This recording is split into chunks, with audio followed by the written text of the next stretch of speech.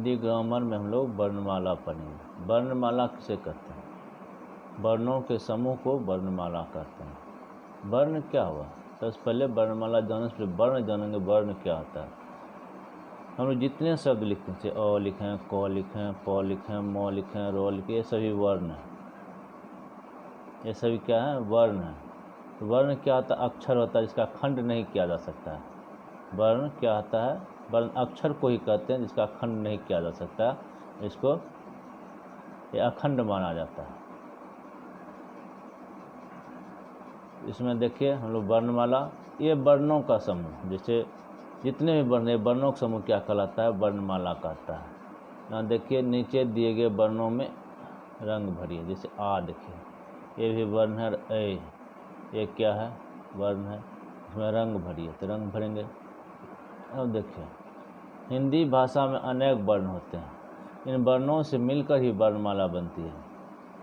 जितने भी वर्ण हैं सभी मिलकर क्या होता है? वर्णमाला बनता है। वर्णमाला का मीन्स होता है वर्णों का समूह। चाहे जो भी वर्ण हो वो सभी मिलकर क्या कहलाता है? वर्णमाला कहलाता है। वर्ण भाषा की सबसे छोटी इकाई है।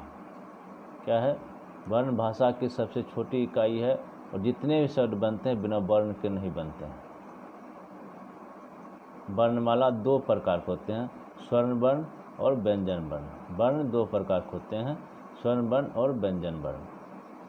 देखें हम लोग देखते हैं। देखिए अ से क्या हुआ? आम, अनार, आम, इमली, इक, उपहार, ऊन, ऋषि, एरी, ऐनक, ओखली, औरत, ये सब क्या है? स्वर से बनने वाले शब्द हैं।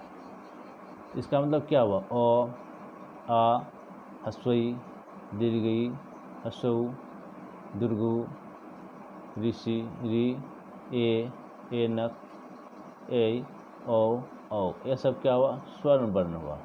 यहाँ देखिए नीचे लिखा हुआ है स्वर वर्ण। ये स्वर क्या है? जिसको हम लोग भावेल कहते हैं इंग्लिश में। अ, आ, हस्वी, दीर्घई, हसू, दीर्घऊ, री, ए, औ। भावेल हो गया। लेकिन इंग्लिश में भावेल 5 होता है, हिंदी में कितना था आप देख लेते हैं। 1 2 3 4 5 6 7 8 9 10 11 12 होता है, 13 के आसपास होता है ये स्वर। ये स्वर क्या हो गया? यहाँ देखिए ये स्वतंत्र होता है। ये बिना किसी दूसरे की सहायता से बोला जाता है। इसको किसी की सहायता की जरूरत नहीं होती है। ओ, आ, हस्वई, री, ऐ, औ, ये सब क्या हुआ? स्वर्ण वर्ण हुआ। आगे देखते हैं। अब देखिए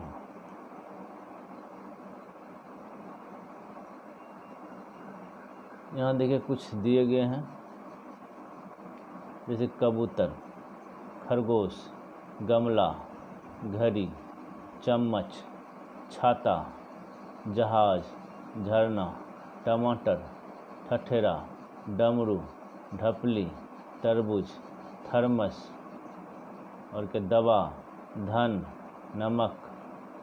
और फिर देखिए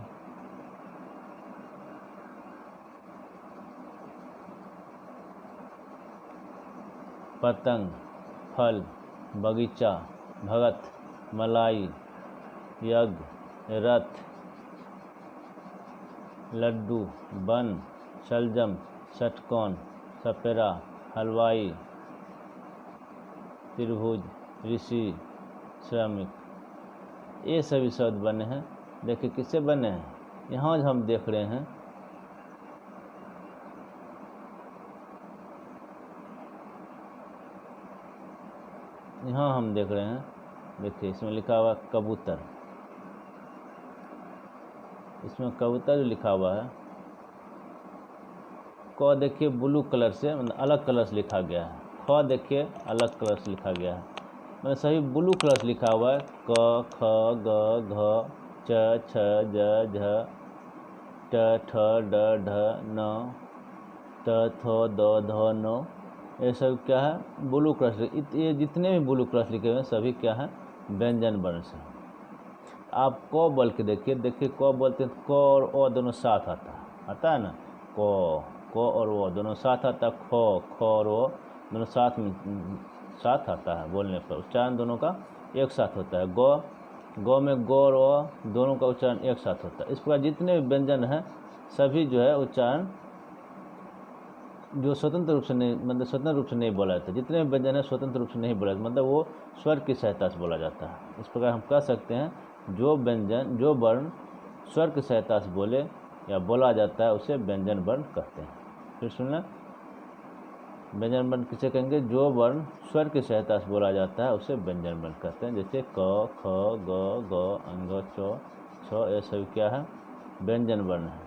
स्वर वर्ण और व्यंजन वर्ण। स्वर क्या हुआ लोग फिर देख लेते हैं। जो स्वतंत्र रूप से बोला जाता है, उसको बोलने के लिए किसी दूसरे की सहायता की आवश्यकता नहीं होती है, वो स्वर्ण वर्ण कहलाता है। जैसे अ, आ, हसुई, दीर्घई, हसु, दीर्घऊ, ये सभी क्या हुआ? स्वर्ण वर्ण हुआ। उसी प्रकार व्यंजन वर्ण है, तो व्यंजन वर्ण किसे कहेंगे? जो स्वर की सहायता से बोला जाता है। जैसे क, ख, ग, घ, त, थ, प, म, य, स, ये सभी क्या व्यंजन वर्ण हुआ। तो क्या हुआ? स्वर और व्यंजन हम लोग आज पढ़े, और इसी स्वर और व्यंजनों के समूह को हम लोग क्या कहते हैं? वर्णमाला कहते हैं। ये क्या हुआ? स्वर और व्यंजन का समूह वर्णमाला कहलाता है। इस प्रकार हम लोग वर्णमाला के बारे में जाने। Thank you, have a nice day.